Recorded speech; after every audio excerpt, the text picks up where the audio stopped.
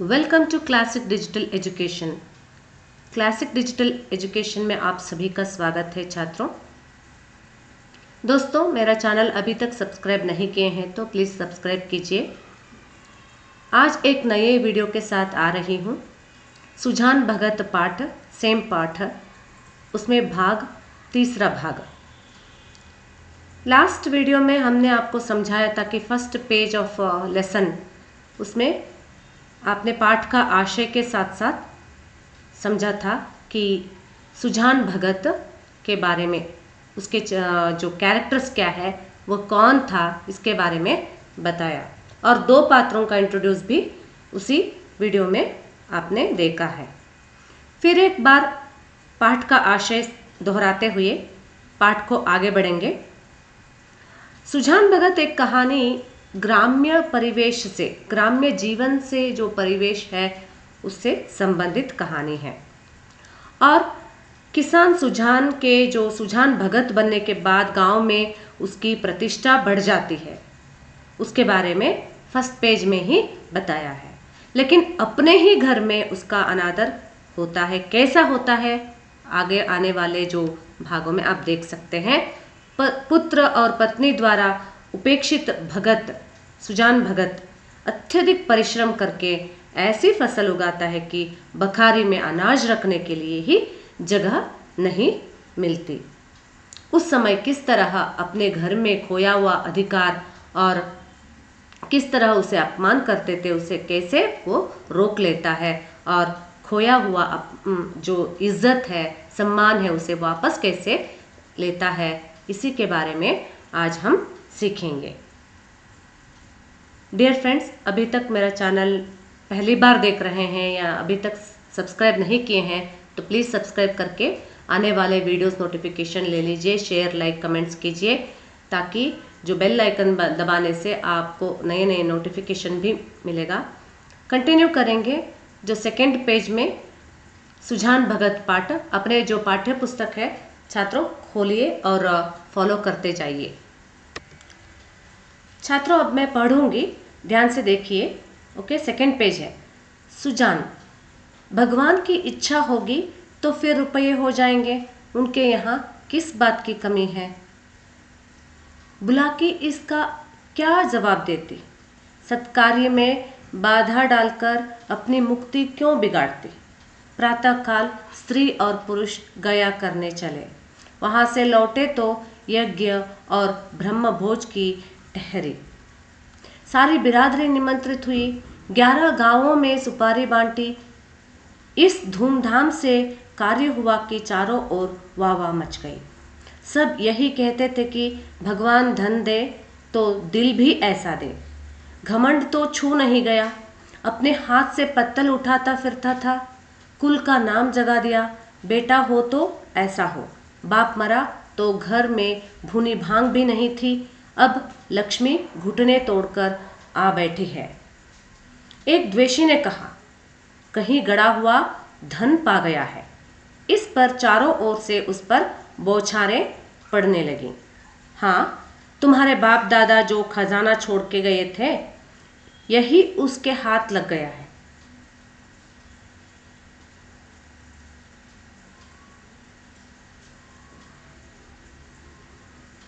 अरे भैया, ये धर्म की कमाई है, तुम भी तो छाती फाड़कर काम करते हो, क्यों ऐसी ऊख नहीं लगती, क्यों ऐसी फसल नहीं होती। भगवान आदमी का दिल देखते हैं, जो खर्च करता है उसी को देते हैं। पिछले पेज में हमने देखा था कि लास्ट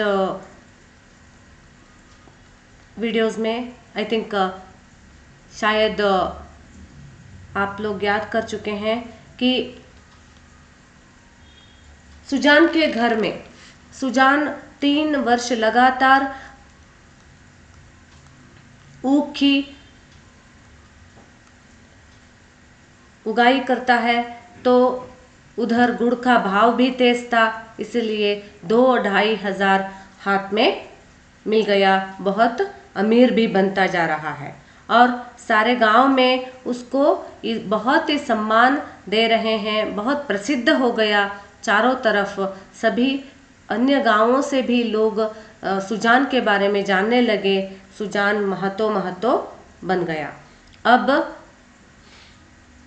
एक दिन गांव में गया से यात्रा करके आया हुआ यात्री उन्हीं के घर में ठहरे थे और सुजान के मन में भी ये ख्याल आया कि उसे एक बार गया यात्रा करके आ जाना चाहिए। तब उन्होंने अपनी पत्नी से पूछा तो पत्नी कहती है नहीं चाहिए, अगले साल जाएंगे क्योंकि जो हाथ खाली हो जाएगा, इसलिए नहीं चाहिए कहती है। लेकिन मीन मेष नहीं निकालना चाहिए, अगले साल क्या होगा किसको पता है, कौन जानता है, और जिंदगानी का भरोसा भी नहीं है, जीवन का भरोसा नहीं है, ऐसे बोल के सुजान कहता है कि इसी साल होके आएंगे। तब वह वाक्य दिया गया है। सुजान क्या कहता है, भगवान की इच्छा होगी तो फिर रुपये हो जाएंगे, उनके यहाँ किस बात की कमी है। डियर फ्रेंड्स, क्या है, इसको एग्जाम में जैसे ससंदर्भ विवरण के लिए शायद दे सकते हैं। ससंदर्भ विवरण यानी 4 मार्क्स का रहता है। ससंदर्भ विवरण लिखते समय आपको पाठ का नाम 1 पॉइंट, लेखक का नाम और उसके साथ साथ किसने किससे कहा। यहाँ भगवान की इच्छा होगी तो फिर रुपये हो जाएंगे, किसने कहा है, सुजान ने किससे कहा है, अपने पत्नी से कह रहा है। तो अब वह कह रहा है कि भगवान की इच्छा होगी तो फिर रुपये ज़रूर होंगे, इसलिए उनके यहाँ किस बात की कमी है, तो हम लोग जाके आ जाएंगे, एक बार जाएंगे तो ज़रूर। बुलाकी इसका उत्तर नहीं देते हैं क्योंकि एक बार उन्होंने टुकराया और उसके बाद उसे ऐसा लगने लगा कि सत्कार्य में बाधा डालकर मुक्ति मार्ग में क्यों बिगाड़ना चाहिए मुक्ति मार्ग को।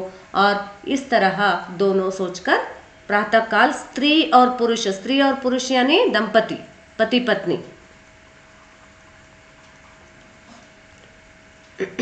दोनों गया जाने लगे। गया यानी यहाँ क्या है, स्थानवाचक संज्ञा है। और वहां से लौटे तो गया से लौटने के बाद यज्ञ और ब्रह्मभोज की ठहरी, यानी यहाँ उसके आने के बाद यज्ञ, होम, हवन, पूजा पाठ जोर से हुई। और इसलिए होने से पहले सब जगह से यानी कि आसपास के गांवों को क्या है, निमंत्रित किया गया। धूमधाम से कार्य हुआ। उस कार्य में एक द्वेषी ने बीच में सब भीड़ के सामने कहने लगे कि कहीं गड़ा हुआ धन पा गया है, इसलिए इस तरह से धूमधाम से कार्य कर रहा है। अब उसके घर में लक्ष्मी घुटने टेक कर बैठने के लिए कारण क्या है, कहीं गड़ा हुआ धन पा गया है। लेकिन चारों ओर यानी उस द्वेषी के जो आमने सामने आगे पीछे कौन कौन बैठे थे ना, सभी लोग बौछारे पड़ने लगे, कि बौछारे देने लगे, कि डांटने लगे कि तुम्हारे बाप दादा का ही खजाना है ना, उसे छोड़ के गए थे, इन्होंने शायद अपने हाथ में ले लिया है।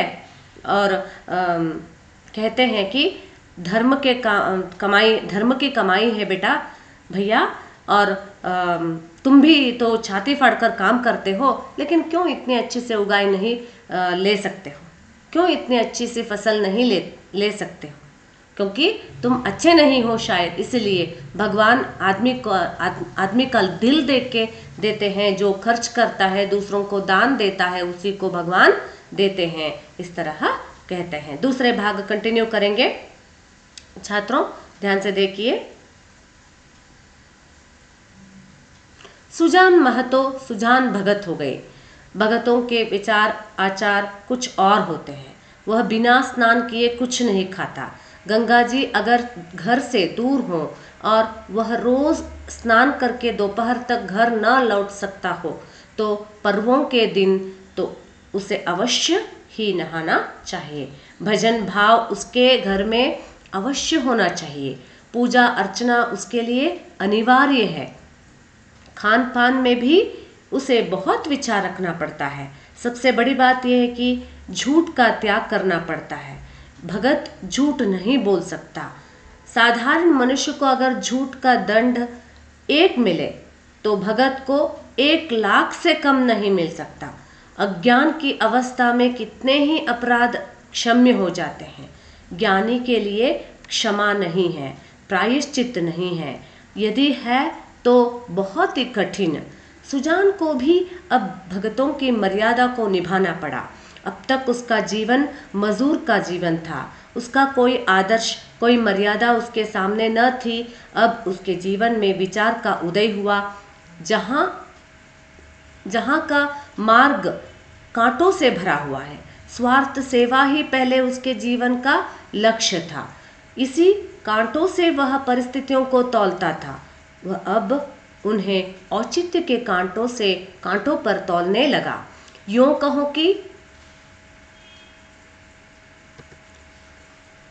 जड़ जगत से निकलकर उसने चेतना जगत में प्रवेश किया।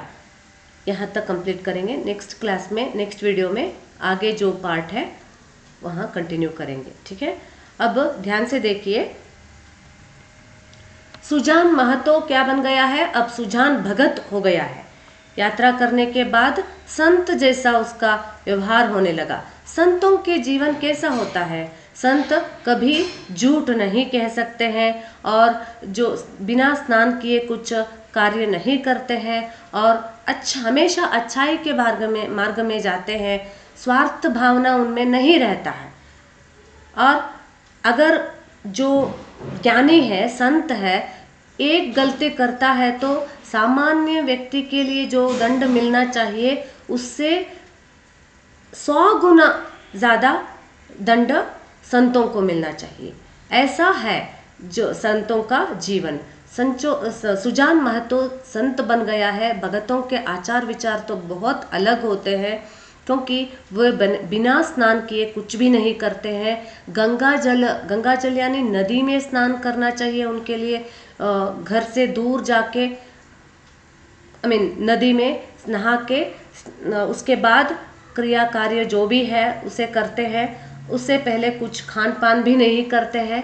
अगर गंगा जल यानी नदी बहुत दूर है, घर से हर दिन जाके स्नान करके वापस लौटना बहुत मुश्किल है, तो क्या करते हैं? कम से कम त्योहारों के दिन, पर्वों के दिन यानी त्योहारों के दिन वे अवश्य गंगा जल यानी नदी में, गंगा यानी नदी में स्नान करके पूजा पाठ भजन भाव करते हैं।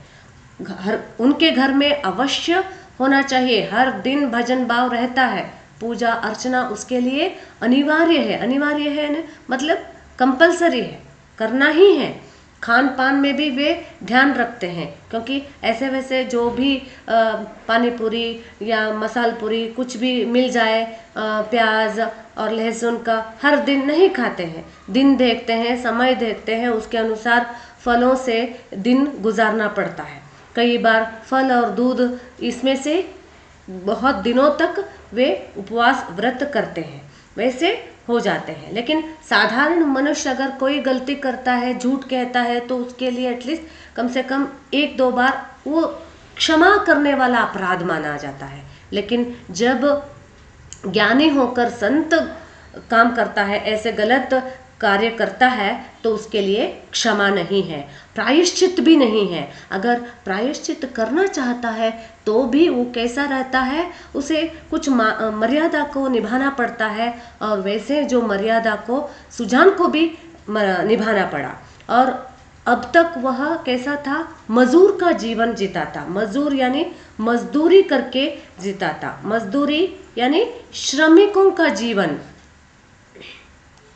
श्रमिक था, श्रमिक यानी कृषक, श्रम करके जीवन जीता था। और उसका कोई आदर्श नहीं था, सिर्फ लाभ करना और किसान अगले साल अच्छे से फसल लेना है और उससे भी अगले साल करना है, इस तरह का जो सोच उनका जो था। लेकिन अब उसके जीवन का जो विचार बदल गया है, विचार उदय हो गया है, विचार जीवन में विचार का उदय हुआ है, सोचने लग गया है और दान धर्म भजन भाव करने लग गया है। संत जैसे सामान्य नहीं है, अब वह संत जैसे सोचने लगा है कि स्वार्थ भावना उसमें नहीं है अब, और झूठ कहने में वह संकोच करता है। स्वार्थ सेवा उसके लिए पहले जीवन का लक्ष्य था। जीवन का लक्ष्य यानी उद्देश्य क्या था? एक श्रमिक के लिए स्वार्थ बनना पड़ता है, राइट। लेकिन जो संत है उसके लिए जीवन में आगे बढ़ने के लिए स्वार्थी है। अगर कोई भी संत स्वार्थ बनकर जीवन जीता है तो कोई उससे उसके पास नहीं जाते हैं। स्वार्थ सेवा नहीं रहना चाहिए, और उसके लिए बहुत कांटों यानी कठिन मार्ग में जाना पड़ता है। परिस्थितियों से तौलता था। कौन? सुजान भगत।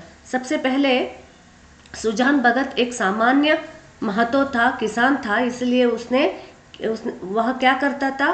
वह स्वार्थी था और कभी कभी झूठ भी बोलता था, और परिस्थितियों से वह अपने आप को बदलता था, उसके अनुसार लोगों को तौलता था। तौलता मीन्स माप करना, है ना। और अब वह भगतो बन गया है। दान वान करना, भजन भाव में मन लगाना और बिना स्नान किए कुछ भी नहीं करता है। अब वह झूठ नहीं कहता है। ये क्या करने लगा है? जो उचित है, जो सही मार्ग है, उसमें अगर कठिनता है तो भी वह वैसे ही करने जा रहा है। यूँ कहो कि जड़ जगत से, जड़ यानी निश्चल जगत से जो अज्ञानी बना हुआ था सबसे पहले, अब चेतना जगत में ज्ञानी बनकर प्रवेश किया। इस तरह कहा गया है इस पेज में। अगले क्लास में, अगले वीडियो में आपको आने वाले जो उसके घर में किस तरह अनादर होने लगा उसके बारे में समझाएंगे। डियर फ्रेंड्स, अभी तक मेरा चैनल सब्सक्राइब नहीं किए हैं तो प्लीज़ सब्सक्राइब करके आने वाले वीडियोस और जो पुराना वीडियोस है उसे भी आप ले सकते हैं। सब्सक्राइब किए हैं तो शेयर, लाइक, कमेंट्स करते रहिए। कमेंट्स के अनुसार नए वीडियोस लाने में कोशिश करेंगे। तब तक के लिए अच्छे से पढ़िए, किताब खोलिए, underline the difficult words, make a note, short note कीजिए। अपना जो भी आपने जो सुना है अपने शब्दों में लिख कर अभ्यास कीजिए। तब तक के लिए अगले वीडियो में आएंगे। तब तक के लिए धन्यवाद।